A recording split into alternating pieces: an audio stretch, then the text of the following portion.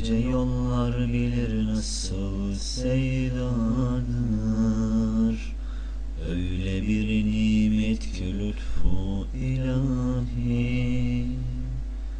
Ceziremiz manen çokça umrandır. Hak yoldur tuttu tarikat dahi.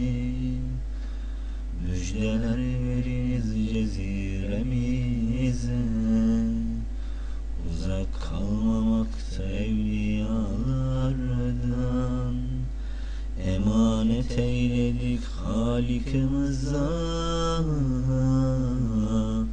müstahni bıraksın her türlü dardan. Ruhum feda sana, başta lidersin. Dinleyip yaşayan dinin emrini. Tebriklerimiz yüz binlere ersin. Giyindin irşadın cübbelerini.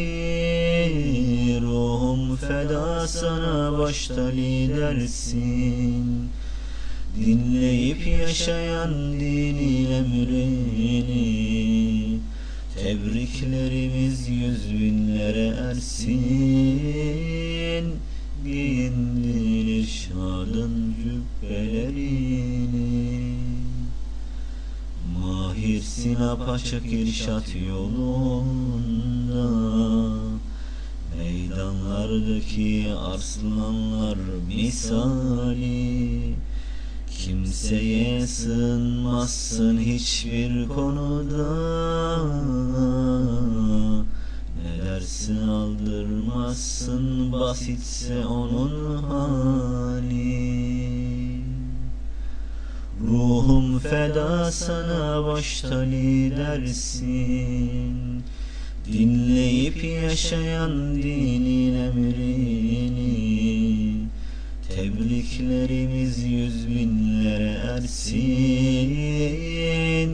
Giyindin irşadın cübbelerini. Ruhum feda sana, başta lidersin.